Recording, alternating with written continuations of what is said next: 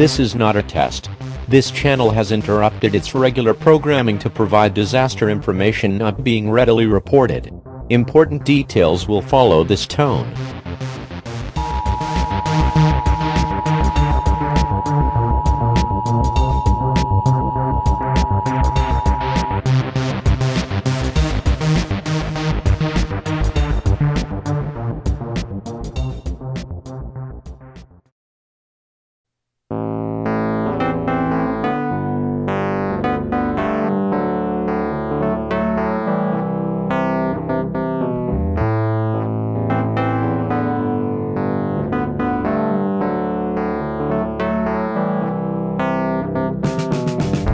Hey folks, Ira here. I hope you have had a great Sunday. I'd love to know, what have you been doing today? Post below and let me know. Anyways, thanks for tuning in for our report of odd events taking place around the world.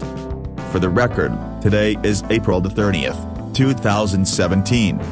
Dozens of little adults at the North Las Vegas grade school have been sick.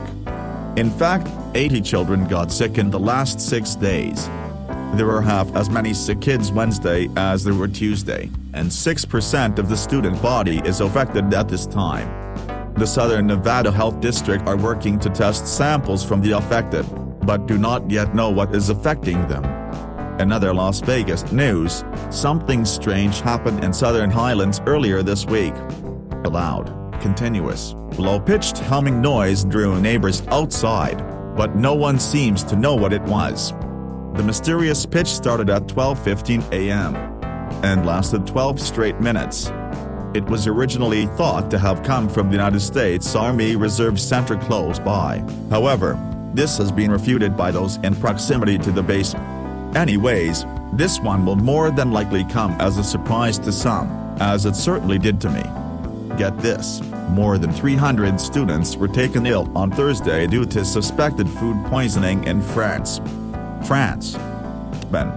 Children, aged between 3 and 12, reported symptoms of vomiting, nasal nausea, diarrhea, leakage, and complicated cramps after eating school lunches prepared at the central canteen. The children were treated by a group of 100 healthcare workers including doctors, nurses and rescue teams in 41 schools and 6 nurseries. 25 kids were sent to emergency services while the others were undergoing treatment at their schools after noting that many were stricken. The children are cared for. Then comes the time of the investigation. At this stage, one can imagine everything: insufficient cooking, bad handling, rules of hygiene not respected, and Brazilian monkey meats. In other bizarre French news, as we know, Donald Trump is president of the United States. Wristwatches and cell phones are the same thing, and France has trained 4 golden eagles to destroy enemy drones, because things are really that weird there. It has been reported that the eagles have been training since they were chicks to tackle drones out of the sky amid French concerns over airborne terrorist attacks.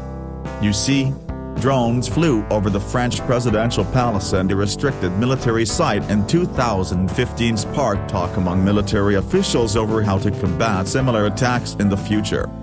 But bullets can bring down more than drones when deployed in the midst of a large crowd, which prompted officials to seek out a more creative solution. Their solution? To bring in the birds, whose bone-crushing talents and natural predatory instincts make them a natural choice to intercept and destroy rogue drones. Great thinking, France. This might as well be the Children's Third Planet special report, because next we have another episode of young people becoming violently ill in the United States. This time around, we turn our attention to Humble Elementary School in Houston, Texas. 78 kids were absent yesterday and more than 200 stayed home Thursday. The school reported 78 absences and sent other kids home Wednesday after students experienced vomiting and extreme bouts of explosive diarrhea.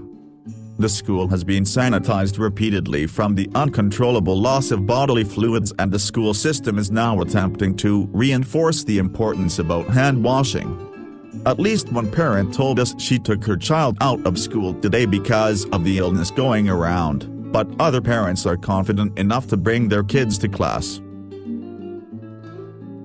In other Texas news, a June 2016 police raid on a farmhouse caused a $150,000 mess when sheriff's deputies and Clovis Police Department officers so-called rescued it from a trespassing homeless man, with the massive destruction leading to a lawsuit announced in March. The homeless individual helped himself to an ice cream bar, some milk and half a tomato, but was otherwise unarmed. However, by the time the police standoff ended, the crime scene included more than 50 cop cars, a SWAT team, 2 helicopters, standby ambulances, a police robot, and a crisis negotiation team. Windows, walls and wrought iron doors were destroyed, tear gas and a flash bomb were employed. Way to go, team, on a job well done. A hazardous materials unit has been sent to a healthcare facility in Malden, Massachusetts after a reported chemical spill sickened more than a dozen people. Fire officials say the building was evacuated after the incident Friday afternoon, and 15 people who complained of nausea and breathing difficulties were taken to area hospitals to be examined.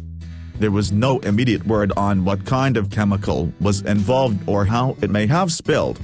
Finally, in other Massachusetts news, an attorney is defending a proposed settlement between a man and Dunkin' Donuts shops that could mean $500 for the lead plaintiff, free buttered baked goods for hundreds of other customers, and a big payout for law firms that handled the class action case.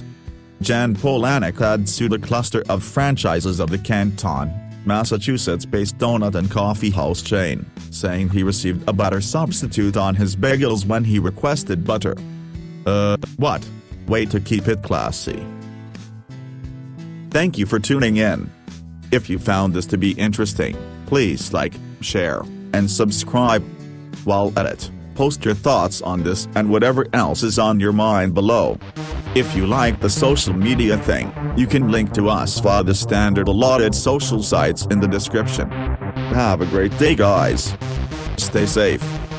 This concludes this report of the emergency alert system. All normal programming operations may now resume.